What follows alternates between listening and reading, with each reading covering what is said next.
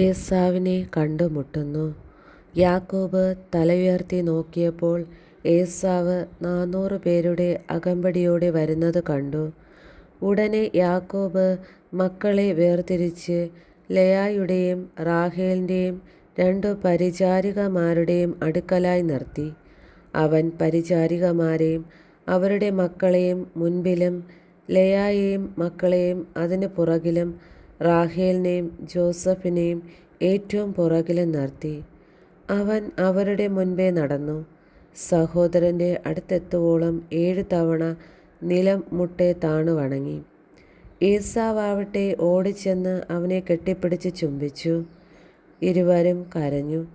ഏശാവ് തലയുയർത്തി നോക്കിയപ്പോൾ സ്ത്രീകളെയും കുട്ടികളെയും കണ്ടു. അവൻ ചോദിച്ചു, നിന്റെ കൂടെ കാണുന്ന ഇവരൊക്കെ ആരാണ്? യാക്കോബ് മറുപടി പറഞ്ഞു, അങ്ങയുടെ ഈ ദാസന് ദൈവം കനിഞ്ഞു നൽകിയിരിക്കുന്ന മക്കളാണ്. അപ്പോൾ പരിചാരികമാരും അവരുടെ മക്കളും അടുത്തു ചെന്ന് ഏശാവിനെ വണങ്ങി. തുടർന്ന് ലേയായും അവളുടെ മക്കളും. അതിനുശേഷം ജോസഫും റാഹേലും അടുത്തു ചെന്ന് താണു വണങ്ങി. ഏശാവ് ചോദിച്ചു, ഞാൻ വഴിയിൽ കണ്ട പറ്റങ്ങൾ കൊണ്ട് നീ എന്താണ് ഉദ്ദേശിക്കുന്നത്? യാക്കോബ് പറഞ്ഞു, എൻ്റെ യജമാനായ അങ്ങയുടെ പ്രീതി നേടുക. ഏശാവ് പറഞ്ഞു, സഹോദര, എനിക്കതെല്ലാം വേണ്ടത്രയുണ്ട്. നിൻ്റേത് നീ തന്നെ എടുത്തുകൊള്ളുക. യാക്കോബ് അപേക്ഷിച്ചു, അങ്ങനെയല്ല, അങ്ങ് എന്നിൽ സംപ്രീതനാണെങ്കിൽ എൻ്റെ കയ്യിൽ നിന്ന് ഈ സമ്മാനം സ്വീകരിക്കുക. കാരണം ദൈവത്തിൻ്റെ മുഖം കണ്ടാലെന്ന പോലെയാണ് ഞാൻ അങ്ങയുടെ മുഖം കണ്ടത്. അത്രയ്ക്ക് ദയയോടെയാണ് അങ്ങ് എന്നെ സ്വീകരിച്ചത്. അങ്ങയുടെ മുൻപിൽ കൊണ്ടുവന്നിരിക്കുന്ന ഈ സമ്മാനങ്ങൾ ദയവായി സ്വീകരിക്കുക. എന്തെന്നാൽ ദൈവം എന്നോട് കാരുണ്യം കാണിച്ചിരിക്കുന്നു. എല്ലാം എനിക്ക് വേണ്ടത്രയുണ്ട്.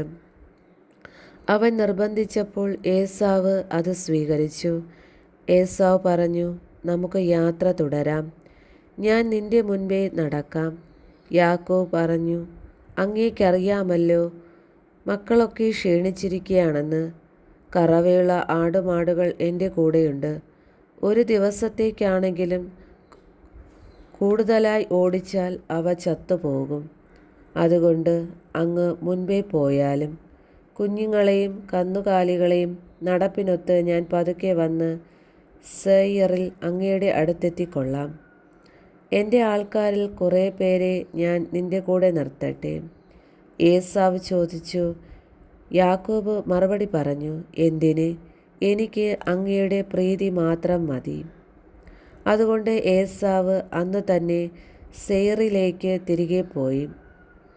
യാക്കോബ് ആകട്ടെ സുക്കോത്തിലേക്ക് പോയി അവിടെ വീട് പണിതു. കന്നുകാലികൾക്കും കൂടുകളും കെട്ടി. അതുകൊണ്ടാണ് ആ സ്ഥലത്തിന് സുക്കോത്ത് എന്ന് പേരുണ്ടായത്. യാക്കോബ് പാദാൻ ആരാമിൽ നിന്നുള്ള യാത്ര തുടർന്നു.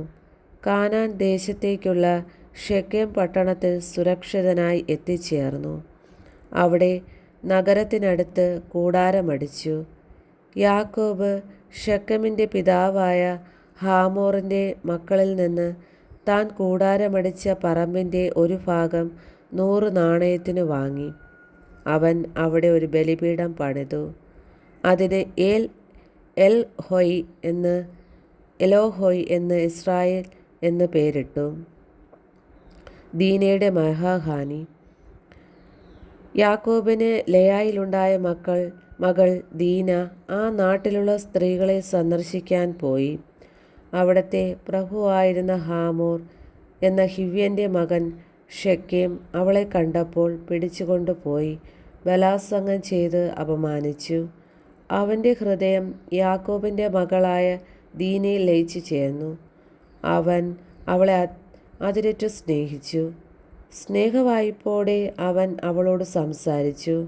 ഷെക്കേം തൻ്റെ പിതാവായ ഹാമോറിനോട് പറഞ്ഞു, ആ പെൺകുട്ടിയെ എനിക്ക് ഭാര്യയായി തരണം. തൻ്റെ മകളായ ദീനയെ ഷെക്കേം മാനഭംഗപ്പെടുത്തിയ വിവരം യാക്കോബ് അറിഞ്ഞു. പുത്രന്മാരെല്ലാവരും വയലിൽ കാലികളുടെ കൂടെ ആയിരുന്നതുകൊണ്ട് അവൻ തിരിച്ചു വരെ അവൻ ക്ഷമിച്ചു. ഷെക്കെമിൻ്റെ പിതാവായ ഹാമോർ യാക്കോബിനോട് സംസാരിക്കാനായി വന്നു. വിവരമറിഞ്ഞ് യാക്കോബിൻ്റെ പുത്രന്മാർ വയലിൽ നിന്ന് തിരിച്ചെത്തി. അവർക്ക് രോക്ഷവും അമർഷവും ഉണ്ടായി. കാരണം യാക്കോബിൻ്റെ മകളെ ബലാത്സംഗം ചെയ്തതുവഴി ഷെക്കേം ഇസ്രായേലിന് നിഷിദ്ധമായ മ്ലേച്ഛതയാണ് പ്രവർത്തിച്ചത്. എന്നാൽ ഹാമോർ അവരോട് പറഞ്ഞു, എൻ്റെ മകനായ ഷെക്കെമിൻ്റെ ഹൃദയം നിങ്ങളുടെ മകൾക്ക് വേണ്ടി ദാഹിക്കുന്നു. ദയചെയ്ത് അവളെ അവന് ഭാര്യയായി നൽകണം. ഞങ്ങളുമായി വിവാഹബന്ധത്തിൽ ഏർപ്പെടുക. നിങ്ങളുടെ പെൺകുട്ടികളെ ഞങ്ങൾക്ക് തരിക. ഞങ്ങളുടെ പെൺകുട്ടികളെ നിങ്ങൾ സ്വീകരിക്കുക.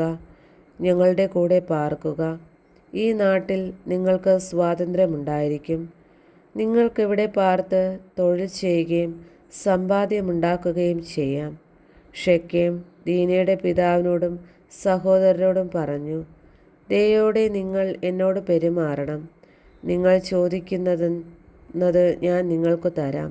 സ്ത്രീധനമോ വിവാഹ സമ്മാനമായോ നിങ്ങൾ ചോദിക്കുന്നതെന്തും തരാൻ ഞാൻ ഒരുക്കമാണ്. പെൺകുട്ടിയെ എനിക്ക് ഭാര്യയായി തരണം.